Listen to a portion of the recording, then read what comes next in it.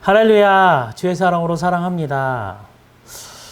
대면 예배 드리지 못한 지 3주가 되네요. 어떻게 지내셨는지 궁금하고요. 그렇지만 하나님의 은혜 가운데 잘 계시리라 믿습니다. 오늘 이 시간에 우리의 마음을 다해 우리의 찬양으로 하나님 앞에 고백하기 원합니다. 왕이신 나의 하나님, 내가 주를 높이고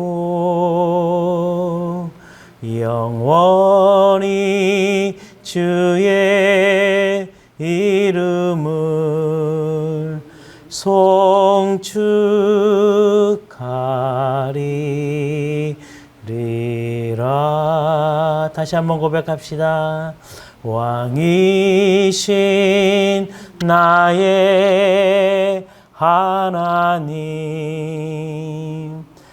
내가 주를 높이고 영원히 주의 이름을 송축하리라. 전능하사 천지를 만드신 하나님 아버지를 내가 믿사오며 그 외아들 우리 주 예수 그리스도를 믿사오니 이는 성령으로 잉태하사 동정녀 마리에게 나시고 본디오 빌라도에게 고난을 받으사 십자가에 못 박혀 죽으시고 장사한 지 사흘 만에 죽은 자 가운데에서 다시 살아나시며 하늘에 오르사 전능하신 하나님 우편에 앉아 계시다가 저리로서 산자와 죽은 자를 심판하러 오시리라. 성령을 믿사오며 거룩한 공예와 성도가 서로 교통하는 것과 죄를 사하여 주시는 것과 몸이 다시 사는 것과 영원히 사는 것을 믿사옵나이다. 아멘. 우리 찬송가 408장입니다. 찬송가 408장. 나 어느 곳에 있든지 늘 마음이 편하다.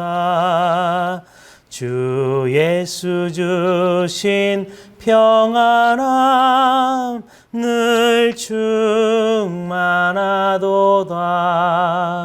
나의 맘속이 늘 평안해. 나의 맘속이 늘 평안해. 악한 죄 파도가 많으나 맘이 늘 평안해. 내 맘의 솟은 영생수 한없이 흐르니 목마름 다시 없으니와 늘 평안하도다. 나의 맘속이 늘 평안해. 나의 맘속이 늘 평안해. 악한 죄 파도가 많으나 맘이 늘 평안해. 참되신 주의 사랑을 형언치 못하네.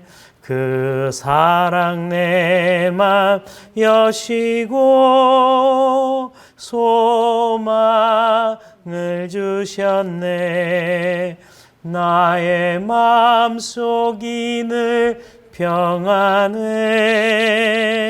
나의 마음속이 늘 평안해.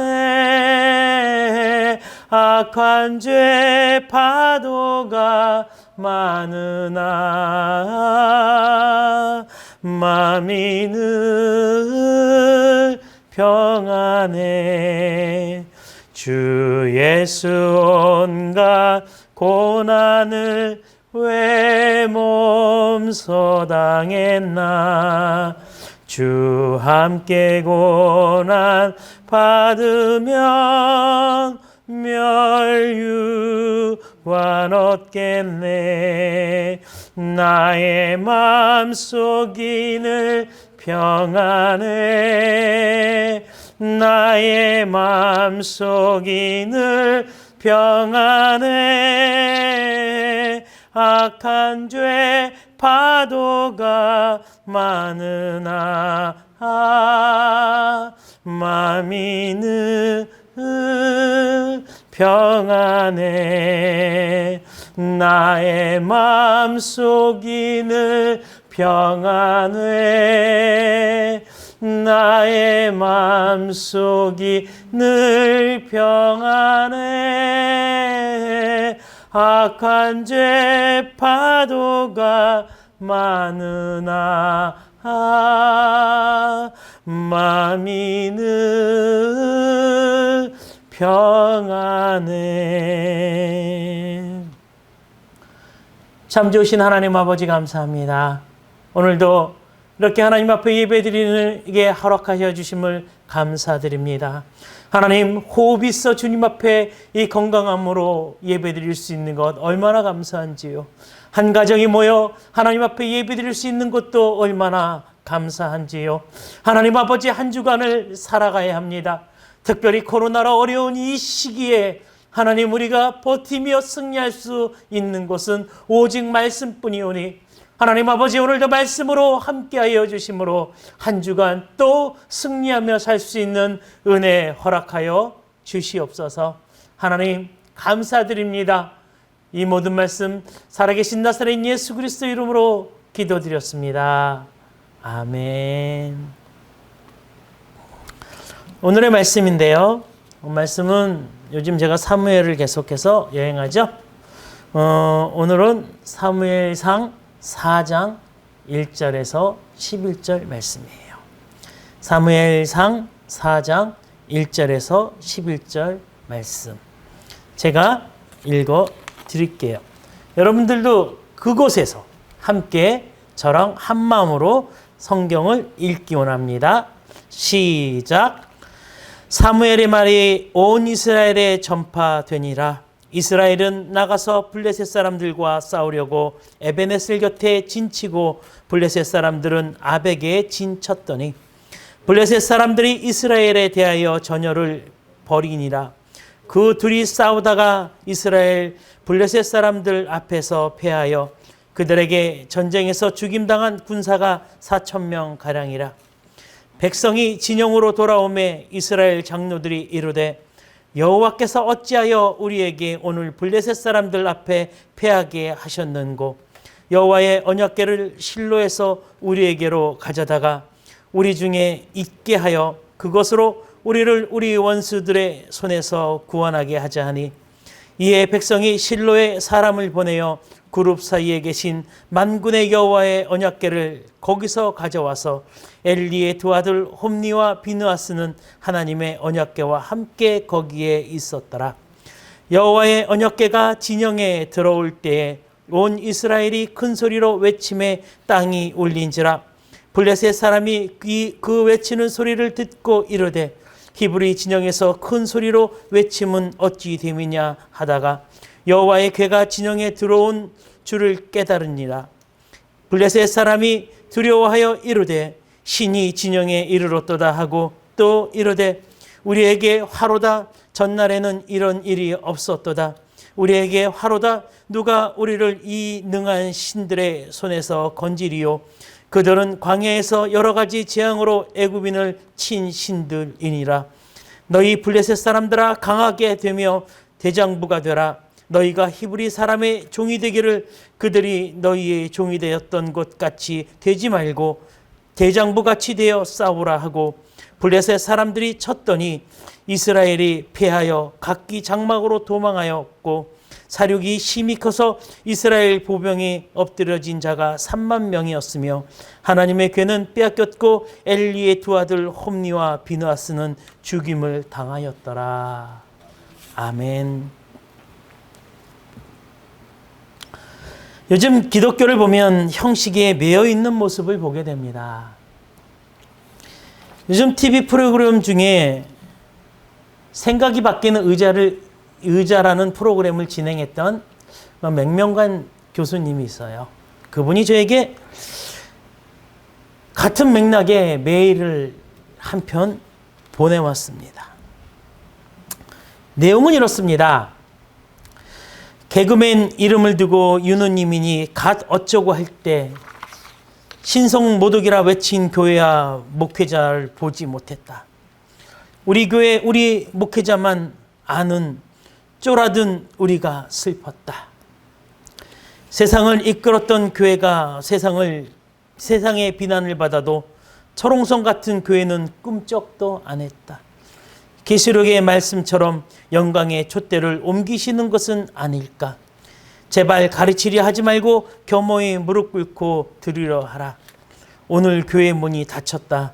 우린 어디로 가는 걸까?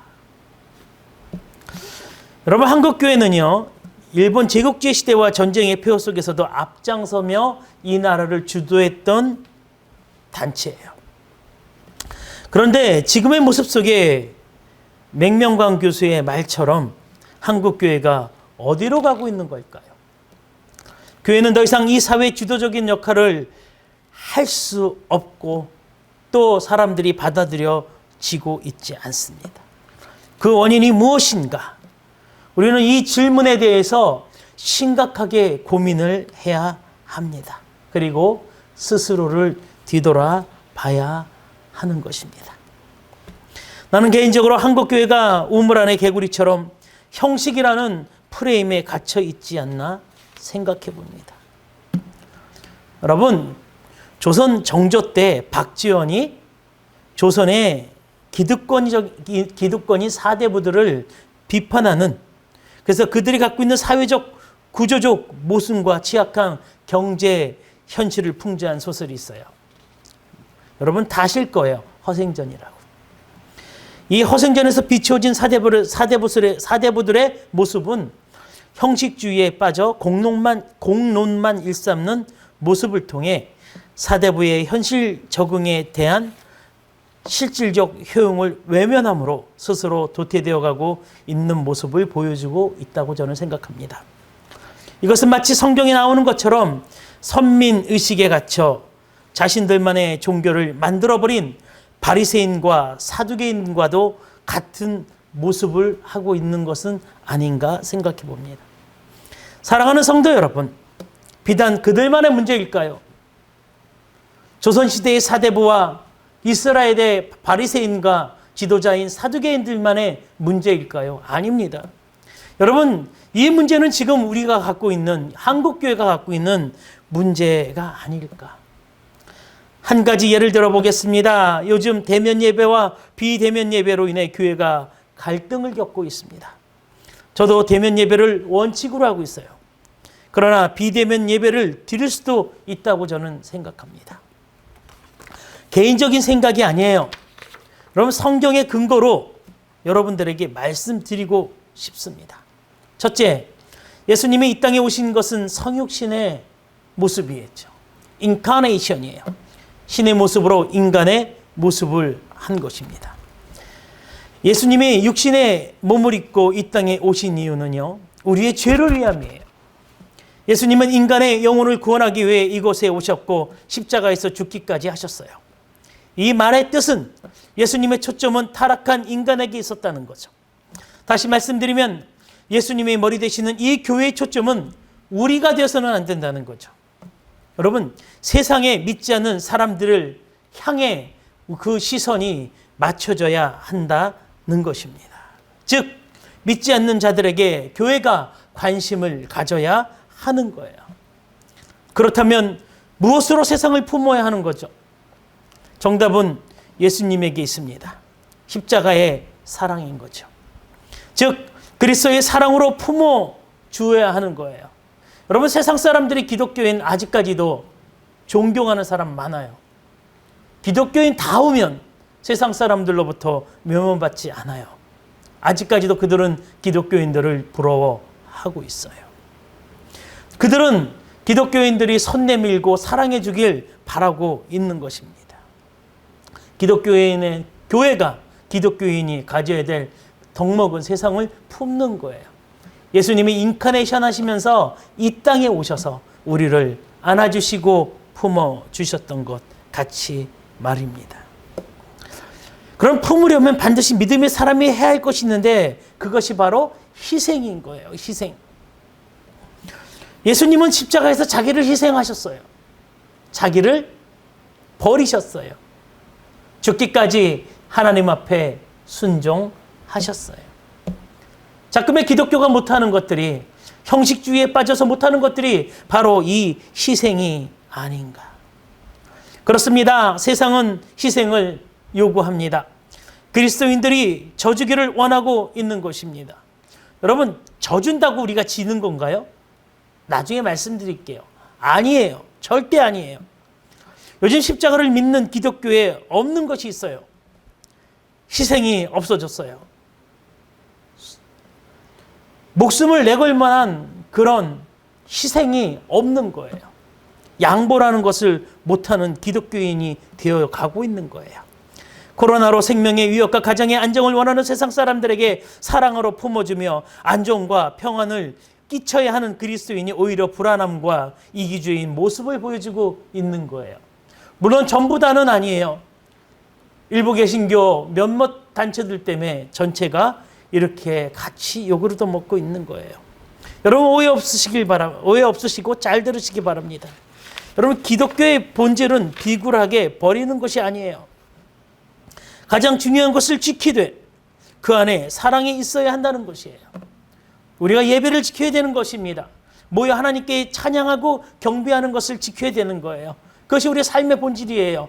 또 말씀을 지켜야 되는 거예요. 본질이에요. 그것을 버리라는 거 아니에요. 하지만 그 안에 사랑이 없다면 성경은 올리는 꽹과리와 같다고 이야기하고 있는 것입니다. 예수 그리스도의 그 십자가의 사랑으로 우리는 세상을 품을 수 있는 교인의 모습으로 성장해야 하는 겁니다. 여러분, 두 번째 이유는요, 교회라고 하는 것이 무엇인가라는 거예요. 그 질문에 대해서 우리가 답을 낼 줄 알아야 되는 거예요. 그럼 아까 얘기한 맹명관 집사님의 글을 제가 이렇게 답변했어요. 집사님 말씀에 참 공감합니다. 가르치려고 하지 말고 하나님 앞에 무릎을 먼저 꿇어야겠지요. 세상에는 보이는 교회와 보이지 않는 교회가 있습니다. 그 두 종류의 교회, 둘 다 하나님이 원하시는 교회의 모습입니다. 여러분, 보이는 교회가 문이 닫혔다고 보이지 않는 교회도 문이 닫힌 건 아닙니다. 보이지 않는 교회가 하나님을 향해 열려 있을 때 하나님께서 우리의 예배를 받으실 겁니다. 여러분, 일반적으로 교회는, 보이는 교회를 우리는 건물이라고 합니다. 그리고 성도들의 모임을 이야기하는 거예요. 그것이 보이는 교회예요. 그럼 교회에서 보이는 교회는 굉장히 중요합니다. 성경에도 하나님이 모여서 기도하라고 그랬어요. 모여서 떡을 떼고 나누고 사랑을 베풀라고 했습니다. 또 모여야지만 더 큰 하나님의 일들을 감당할 수 있는 거예요. 하나님은 그렇게 모여서 예배드리는 예배를 좋아하고요. 그 모여서 찬양하는 찬양들을 좋아합니다. 그래서 기독교인들은 옛날서부터 그 예배가 생명과도 같다라고 생각합니다. 두 번째, 보이지 않는 무형의 교회가 있죠. 이 무형의 교회는 일반적으로 우리 믿음의 신자 개개인들을 이야기하는 것입니다. 다시 말해 저와 여러분이 교회인 것입니다. 여러분, 믿으셔야 되는 거예요. 왜죠? 하나님의 머리 되시잖아요, 교회는. 그러면 우리 안에 누가 있어요? 성령님이 계셔요. 하나님이 내주하고 계세요. 그렇기 때문에 내 안에 하나님의 교회가 있는 거죠. 그러므로 나는 교회인 것입니다. 여러분, 교회가 요구도 먹는 것은요, 교회 건물이 요구도 먹는 게 아니에요. 교인들의 삶의 태도가 좋지 않을 때 예수 그리스도가 덩달아 요구르도 먹게 되는 것입니다. 즉, 믿음의 한 사람이 하나님께 예배를 드린다면 하나님은 그 한 사람을 찾으시고 그 한 사람의 예배를 받으신다는 것입니다. 이제 말을 정리해 보겠습니다. 모여 예배하는 것은 중요합니다. 그런데 세상 환경에 따라 모이지 못할 때도 있다는 것입니다. 우리는 그것을 인정해야 하는 것입니다. 여러분, 예를 들어 드릴게요. 코로나와 같은 전염병의 강한 병균이 창궐했을 때 모이지 못할 수 있어요, 여러분. 또 있어요, 여러분. 전쟁이 났어요, 우리나라에. 그래서 지금 시가전이 벌어집니다. 총알이 막 날아다녀요. 여러분, 9시 예배에 참석, 11시 예배에 참석하실 수 있으세요? 아니에요. 그때는 피하는 거예요. 옛말에 소나기도 피하라고 돼 있어요. 그것에 하나님의 우리 중심을 달아보셨을 때 그 중심이 확실하다면 그것은 아무 잘못이 되지 않다라는 것입니다. 여러분, 극단적인 예 같지만 제가 무엇을 말하고자 하는 것인가 하면 중요한 것은 내 안에 예수가 있느냐 없느냐라는 것입니다. 언제부턴가 우리들의 신앙의 모습은 고정화된 틀에 갇히게 되었고요. 그 틀에 갇히게 되면서 급기야 그 틀 안에서 벗어나지 않으려고 할 뿐만 아니라 이제는 벗어나지 못하는 상황까지 되어가고 있습니다. 여러분, 유대인들이 그랬고요. 그 중에서 지도자인 바리새인들, 사두개인들이 그랬어요. 자선합니다. 기도합니다. 금식합니다. 그리고 그들이 말씀을 외우고 예배드립니다. 그러면 그들은 자기 틀 안에 갇혀서 자신이 하나님을 가장 잘 예배드리는 사람이라고 이야기합니다. 그러나 아니에요. 그들은 잘못된 예배의 형식을 취하고 있는 것입니다. 그래서 마태복음 9장 17절에는 예수께서 제자들에게 이렇게 이야기하십니다. 새 포도주는 새 부대에 담아야 한다. 여러분, 세례 요한의 제자들이 스승의 영향을 받아 자주 금식을 했죠. 그런데 예수님의 제자들은 금식을 하지 않았어요. 그래서 세례 요한의 제자들이 예수님께 물어봅니다. 예수님, 왜 예수님의 제자들은 금식을 하지 않는 거예요? 왜 안 하죠? 라고 물어봅니다. 예수께서는 이때 결혼식의 신랑을 비유합니다. 그리고 새로운 천과 헌 천을 이야기합니다. 그러면서 또한 포도주, 새 포도주와 새 부대, 이 세 가지 예를 들어주십니다. 여러분, 이 이야기를 지금 할 수는 없어요. 하지만 결론을 제가 말씀드리면 이 이야기는 율법에 매인 사람들에게는 참으로 받아들이기 어려운 가르침이라는 거죠. 왜냐하면 하나님을 온전히 믿으려면 기존에 자신들이 믿어왔던 자신들의 틀을 깨라는 거예요. 그래서 예수님은 새 천에는 헌천이 필요 없고 새 포도주에는 낡은 가죽 부대가 필요 없다고 말씀하시는 거예요. 여러분, 실제로 새 천 조각에 헌 천을 대비고 바느질하지 않아요. 왜죠? 헌 천이요, 장력에 의해서 더 찢어져 나가요. 마찬가지입니다. 새 포도주도 헌 부대에 담잖아요. 그럼 새 포도주는 발효가 왕성해요. 그러다 보면 헌 가죽 부대는 그 가죽에 신축력이 없어요. 오래돼서. 그렇기 때문에 뭐예요? 그 압을 견디지 못하고 터져 버리는 거예요. 여러분, 예수님의 새로운 가르침을 받아들이고 그 안에서 기쁨을 누릴 수 있으려면 지금까지 고정화된 나 자신의 틀, 헌 것들, 옛 것들, 낡은 것들을 버려야 한다고 예수님은 이야기하는 것입니다. 우리가 여태 동안 진리라고 알았지만 고정화된 진리가 아닌 것들을 과감히 버릴 줄 알아야 하는 것입니다. 다시 말해, 내 마음의 자세가 근본적으로 새롭게 변화되어야 하는 거지, 어떤 형식이 그 형식을 변화시키지 않고 굳게 잡고 있어서 그것들이 변화된 거라고 생각하면 안 된다라는 것입니다. 사랑하는 귀한 성도 여러분, 기독교의 편지는 기독교의 본질은 변화하면 안 됩니다. 예수 천국 불신지옥, 이건 변하면 안 돼요. 그런 것이 변한 것을 이단이라고 얘기하는 겁니다. 그러나 믿음의 방법은 시대에 따라 유연하게 대처해야 하는 것입니다. 한국교회가 이게 결여되어 있어요. 그래서 그 맹명관 집사가 얘기한 것처럼 자꾸만 기독교는 어디로 가는지 도태되어 가고 있다라는 것입니다. 안타까운 현실이에요. 오늘 본문에도 고정관념의 틀에 벗어나지 못한 사람들이 등장해요. 여러분 오늘 저랑 본문을 읽었죠. 거기에 누가 나와요? 블레셋과 전쟁한 이스라엘 백성들이 나와요. 그런데요, 이 사람들의 모습을 자세히 묵상해 보세요. 이들의 뭔가 틀에 갇혀져 있는 모습들을 보게 될 겁니다. 3절입니다. 우리 함께 읽겠습니다.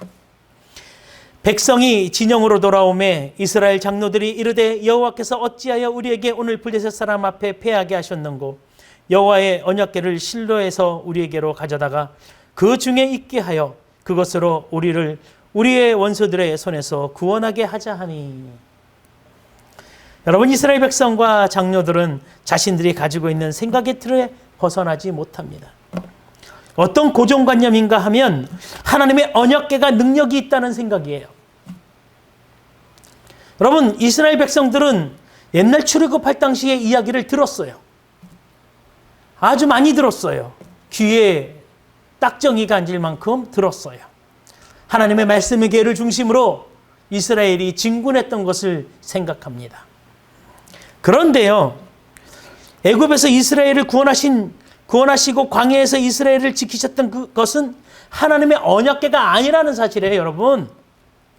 하나님의 언약궤는 하나님의 말씀을 담고 있는 틀이에요. 그 안에 중심에 있는 하나님의 말씀의 능력이 있고 그 말씀이 이스라엘 백성들을 애굽에서 구원해 준다는 것을 믿으시기 바랍니다. 그런데요, 많은 이스라엘 백성들이 오랜 시간을 거쳐서 언약궤 속에 있는 하나님의 능력을 대신해서 그 언약궤의 능력이 있는 것처럼 생각합니다. 그래서 1차 전투에 4,000명이 죽고 패하자 그들은 서둘러 하나님의 언약궤를 가져오는 것이죠. 4절, 5절이에요. 여러분 우리가 함께 읽겠습니다. 이에 백성이 실로에 사람을 보내어 그룹 사이에 계신 만군의 여호와의 언약궤를 거기서 가져왔고 엘리의 두 아들 홈니와 비느하스는 하나님의 언약궤와 함께 거기에 있었더라. 여호와의 언약궤가 진영에 들어올 때에 온 이스라엘이 큰 소리로 외치매 땅이 울린지라. 여러분 하나님의 언약궤가 능력이 있었던 것일까요? 사실일까요? 아닙니다. 제가 오늘 정확하게 말씀드릴게요. 히브리서에 의하면 하나님의 언약궤 안에는 세 가지가 들어있었어요. 하나는 말씀의 돌판이에요. 하나는 아론의 쌍난 지팡이입니다. 그리고 마지막에는 만나 항아리예요. 거두절미하고 이 세 가지가 의미하는 것은 하나님의 능력을 상징하는 거예요. 왜? 생명력은 누가 갖고 있는 거예요? 하나님이 갖고 계신 거예요. 여러분 날마다 우리에게 만나를 공급해주고 우리의 삶을 지켜주신 것은 누구죠? 하나님이에요. 두 돌판에 십계명을 적어주신 것은 하나님이십니다. 즉 하나님께서 능력이 있다는 거예요. 그게 어디에 담겨져 있을 뿐이에요? 하나님의 언약궤에 담겨져 있을 뿐이에요. 여러분 하나님의 언약궤는 그저 상징일 뿐이에요. 열왕기상 8장에 보면은요, 여러분 딴지글 봐 얘기해요. 열왕기상 8장에 보면 언약궤에는요 오직 말씀만 있었대요. 다른 건 없었대요. 예, 또 중간에 소실될 수도 있었겠죠. 왜냐 어디 한번 갔다 오니까. 예, 또 하나님의 말씀이 있는 거예요. 중요한 것은요, 이것도 마찬가지예요. 언약궤 안에 뭐가 들어있는 거예요? 하나님의 말씀이 들어있는 거예요. 여러분 그 하나님의 말씀이 운동력 있고 살아있어 능력이고 힘이 되는 거예요. 여러분 하나님의 언약궤는 아니에요. 즉 언약궤가 능력 있는 것이 아니라는 거죠.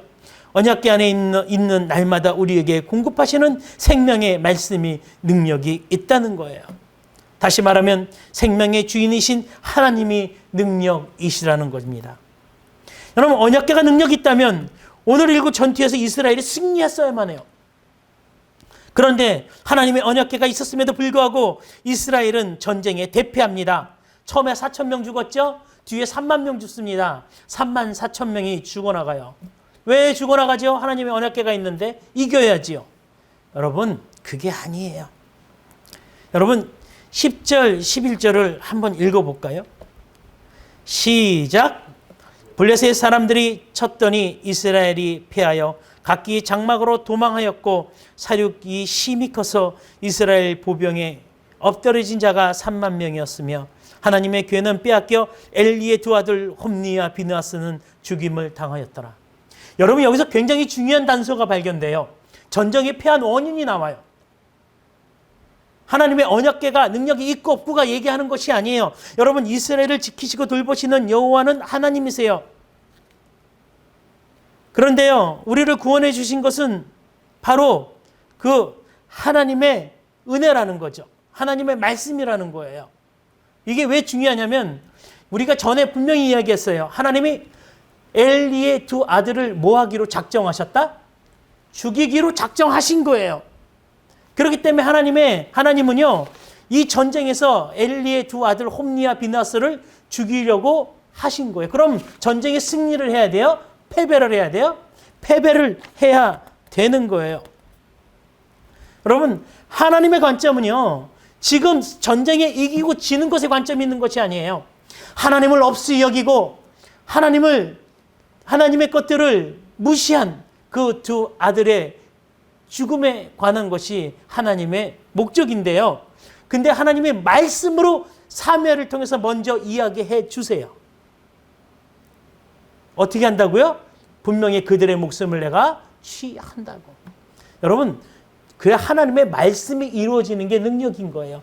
오늘 이스라엘 백성이 하나님의 궤에서 진 것이 포인트가 돼서는 절대 안 되는 거예요. 하나님의 말씀이 이루어진 이 5절의 이야기, 그것이 바로 5절이 아니라 11절의 이야기, 이것이 포인트가 되어져야 된다는 겁니다. 여러분,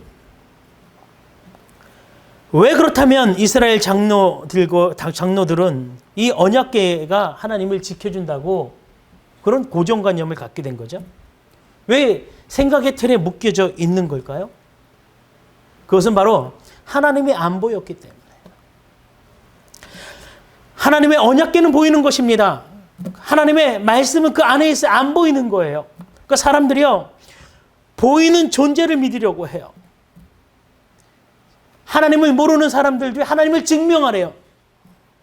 여러분, 하나님이 증명할 수 있어요? 하나님을 증명할 수 없어요, 여러분. 우리 인간의 피조물로서는 하나님을 증명을 못해요. 근데 하나님을 어떻게 증명을 해요? 보이게끔 하래요. 만들어내래요. 그래서 만들어진 신이 나오는 거예요. 그러나 하나님은 보이지 않아요. 하나님의 언약궤는 하나님의 임재를 상징하는 것으로 실질적으로 하나님이 머무르는 곳이기도 합니다. 그래서 언약궤 하면 하나님 하면 언약궤라고 믿었던 거죠. 그러나 우리는 착각해서는 안 됩니다. 하나님이 머무는 장소는 거룩한 곳일 수가 있어요. 여러분, 언약궤가 거룩한 것일 수는 있어요. 그런데 그 거룩한 장소가 능력 있는 것은 아닙니다.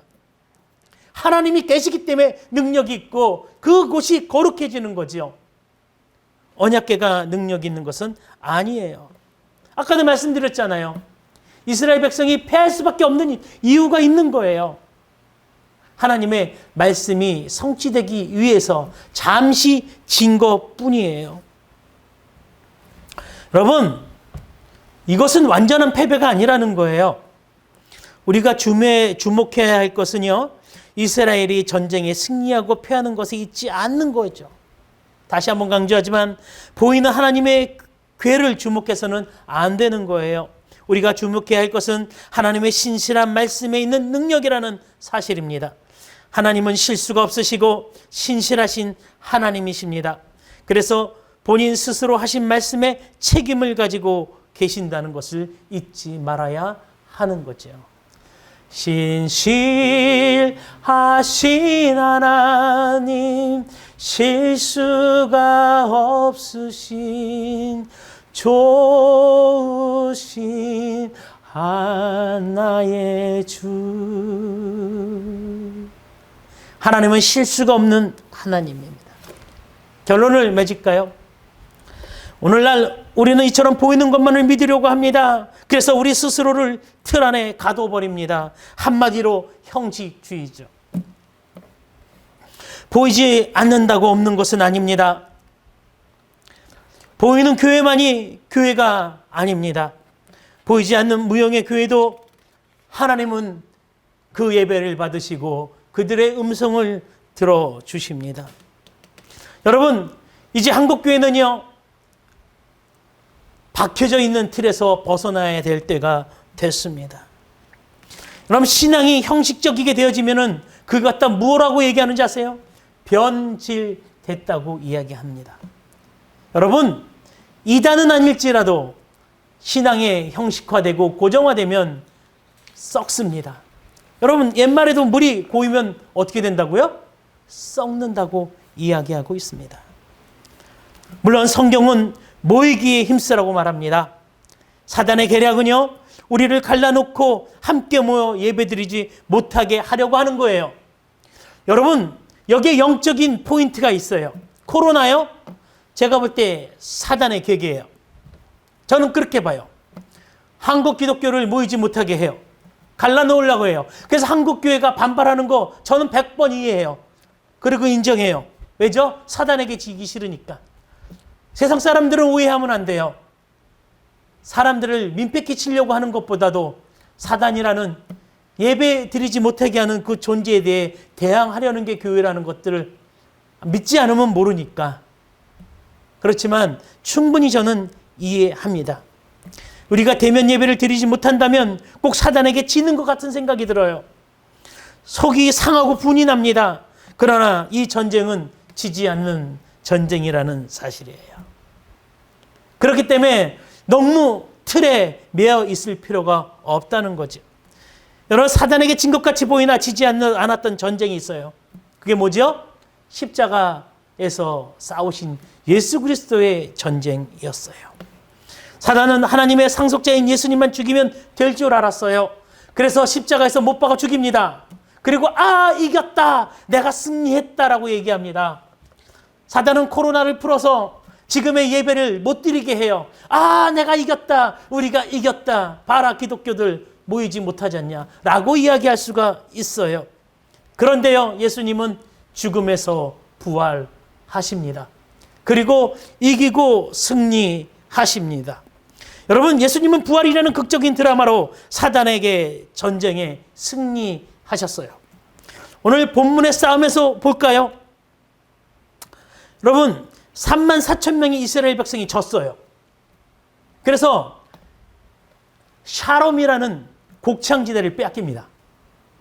그런데요, 여러분, 사무엘상 9장 정도에 가면 어떤 7장 9장이 아니라 7장 정도에 가잖아요. 그러면요, 전쟁이 다시 한번 일어나요. 그리고요, 블레셋을 완전히 이겨버립니다. 그리고 잃었던 곡창지대를 찾아옵니다. 할렐루야. 여러분, 진 것 같으나 우리가 진심으로 예수를 믿으면 승리하는 거예요. 여러분, 그 힌트가 나오는데, 힌트가 어디 나오면 1절에 나와요. 1절에. 우리 1절을 함께 읽겠습니다. 시작. 사무엘의 말이 온 이스라엘에 전파되니라. 이스라엘은 나아가 블레셋 사람과 싸우려고 에베네셀 곁에 진을 치고 블레셋 사람들은 아벡에 진 쳤더니. 이스라엘은요, 에베네셀에 진을 쳤대요. 그리고요, 블레셋 사람들은 어디에 진을 쳤다고요? 아벡에 진을 쳤대요.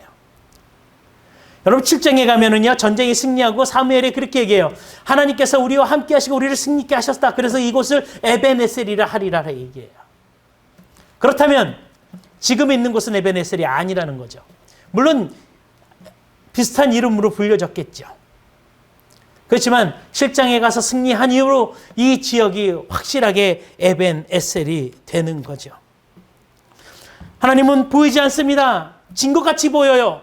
하지만 이스라엘 백성들은 나중에 하나님의 은혜 가운데 승리하게 되는 거예요. 이때 괴는 어떻게 돼 있어요? 괴는 빼앗겨져 있어요, 여러분. 괴의 능력이 있는 게 아니라는 거예요. 우리들이 생각하고 있는 고정관념에 우리들의 틀이 기독교의 능력이 있는 것이 아니라는 사실이에요. 능력은 오직 누구에게 있는 거예요? 하나님께 있는 거예요. 그래서 평강이라는 그 곡창지대를 찾아온 것처럼 온전히 우리가 하나님 앞에 진정으로 진심으로 예배드릴 때 하나님이 우리에게 화평과 샬롬의 은혜로 채워주신다는 거지요. 저는 우리의 삶 가운데 샬롬 평화가 있었으면 좋겠어요. 우리의 삶 가운데 걱정하지 않은 그런 평강이 우리의 삶 가운데 넘쳐나길 소망합니다. 사랑하는 성도 여러분, 하나님의 말씀의 능력은 형식에 있지 않습니다. 하나님의 능력은 하나님 말씀의 본질에 있는 것입니다.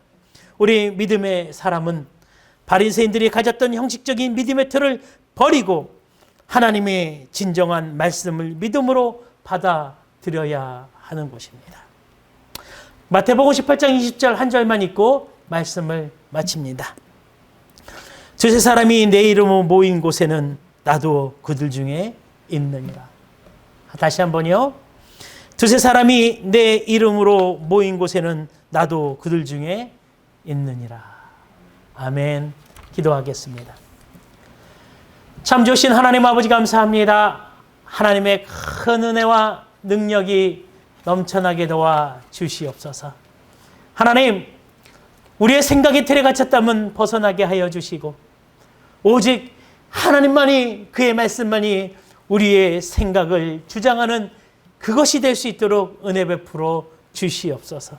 하나님, 깨져야 될 것이 있다면 깨어 주시옵고 새롭게 되어야 될 것이 있다면 새롭게 만들어 주시옵소서. 이 코로나로 인하여 진 것 같은 한국교회가 다시 한번 일어나 하나님께 영광 돌릴 놀라운 은혜가 넘쳐날 수 있도록 은혜 베풀어 주시옵소서. 감사드립니다. 예수 그리스도 이름으로 기도드렸습니다. 아멘. 208장 봉헌 찬송 부르시면서 준비하신 헌금 하나님 앞에 올드리길 원합니다. 1절, 3절만 고백하겠습니다. 내 주의 나라와 주 계신 성전과 피 흘려 사신 교회를 늘 사랑합니다. 이 교회 위하여 눈물과 기도로 내 생명 다하기까지 늘 봉사합니다.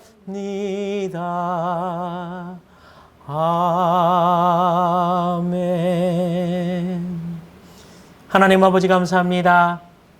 우리에게 또 은혜 주셨고 우리의 살 것들 공급해 주신 하나님, 하나님 아버지, 주님께서 우리의 삶의 주인이시고 우리의 생명의 주인이시며 우리의 물질의 주인이신 것을 고백하며 아버지께 받은 것 다시 갖고 나온 귀한 성도들 축복하여 주시옵고 하나님 아버지 놀라운 은혜와 축복이 넘쳐나게 도와 주시어서 하나님을 사랑하며 귀한 하나님께 받은 것 돌려드릴 때 더 큰 은혜로 갚아주시되 30배, 60배, 100배의 축복이 있게 도와 주시옵소서.